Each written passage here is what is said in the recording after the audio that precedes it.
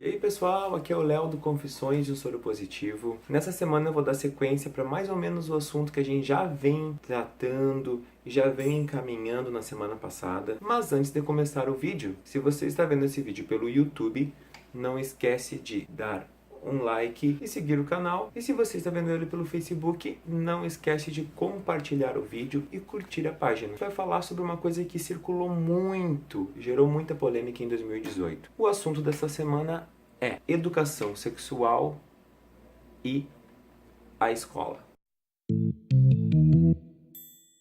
Muita polêmica ficou em torno desse assunto. Muitas pessoas acham que não se deve falar sobre educação sexual dentro da escola e muitas pessoas defendem que deve sim se falar sobre educação sexual dentro da escola. Eu particularmente fico com essas pessoas que acham que deve falar sobre educação sexual na escola. Um dos argumentos que as pessoas usam para dizer que não se deve falar sobre educação sexual dentro da escola, que não se deve falar sobre sexo na escola, é porque algumas pessoas acham que esse assunto diz respeito apenas para os pais, ou seja, os pais têm o direito de falar sobre isso quando quiserem, no momento que quiserem, e só eles poderiam falar sobre isso com seus filhos. Ou seja, segundo muitos deles, a escola estaria interferindo no seu desejo de escolha do momento mais correto para falar sobre isso. Muitos acham que estão sexualizando muito cedo os jovens e adolescentes. Antes de a gente começar a falar sobre isso, a gente tem que ter uma consciência. Primeiro, existem meninas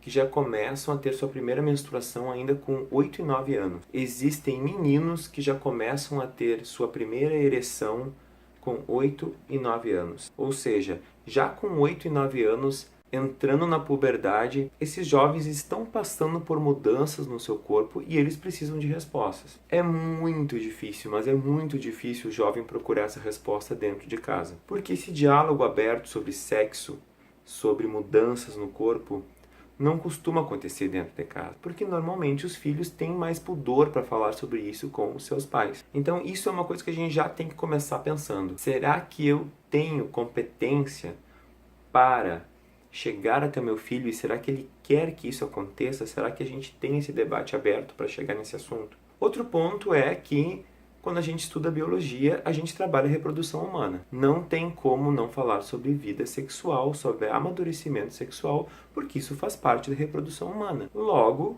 educação sexual faz parte de biologia, de ciências, não tem como fugir. Mas a parte que mais nos toca, a parte que mais nos faz querer falar sobre isso muito nessa faixa etária para esses jovens é porque logo eles vão começar a vida sexual. Vão começar uma vida sexual ativa, vão encontrar parceiros ou parceiras, e é aí o momento que eles precisam ter muito claro quais são as maneiras que eles podem prevenir ISTs ou uma gravidez indesejada. Eu, por exemplo, quando eu dei aula em escolas públicas, eu tinha alunas de 13 anos com atestado de gestação. Então isso é uma realidade. Isso acontece. Se meninas de 13 anos já estão ficando grávidas, então deve-se falar sobre educação sexual antes disso. Óbvio que a gente não vai falar sobre isso com uma criança de 6 anos, 7 anos, mas a partir do momento que ela começa a amadurecer, que o corpo começa a ter mudanças, ela tem que saber o que está acontecendo. E isso já se dá nas aulas de biologia. Os pais não podem fingir que isso não acontece, porque isso vai acontecer uma hora. Os filhos vão crescer e eles vão precisar de informação, vão precisar saber o que está acontecendo. A menina não pode chegar e menstruar e sem ter noção do que é isso. E de repente alguém está se perguntando, mas Léo, isso é um absurdo, que menina que não sabe? Gente, tem pessoas que simplesmente não têm diálogo algum. E tem meninas que têm a primeira menstruação e elas não fazem ideia do que é isso. Assim como tem meninos que estão tendo ereção e não sabem nem por que isso está acontecendo. E agora, com toda essa informação na internet, quando essas coisas começam a acontecer, eles vão procurar essa informação onde? Ou com um outro colega, ou com um outro amigo, ou com pessoas fora da família, o que pode ser bem complicado, ou pela internet.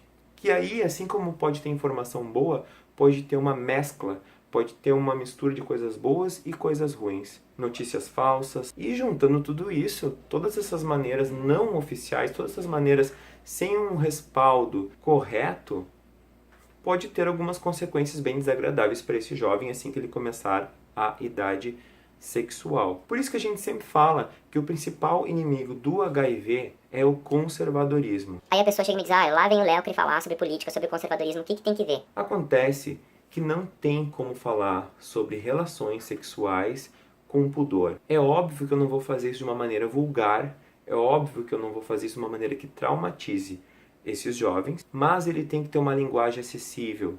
Ele não pode ser de uma maneira conservadora, ele tem que ser de uma forma que os jovens consigam captar isso.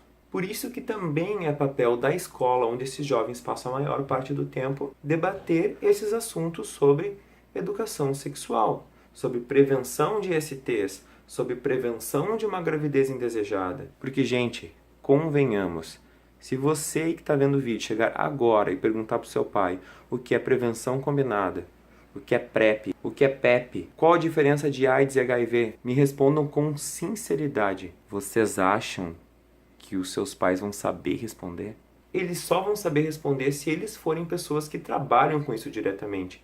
Ou se por acaso eles têm pessoas que vivem com HIV ou convivem com HIV perto deles. Tirando isso, é muito difícil que essas pessoas tenham a informação correta. E às vezes uma informação correta é o ponto-chave para prevenir. Só que os jovens só vão procurar sobre isso quando tiverem um susto, e não precisa ser assim.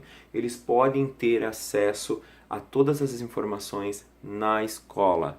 Então, nós temos que falar sobre isso na escola. É lá que esses jovens estão. É lá que começam as relações. E compreendem como é que funciona, que quando eles estiverem chegando na juventude, quando eles estiverem chegando na idade sexual, vai ser com essas pessoas dali, e não há nada mais justo para eles com que eles tenham toda essa informação ali dentro, onde essas relações começam a se formar. A gente não pode fechar os olhos, porque eles vão transar. Aí eu pergunto para você que acha que não se deve falar sobre isso dentro da escola.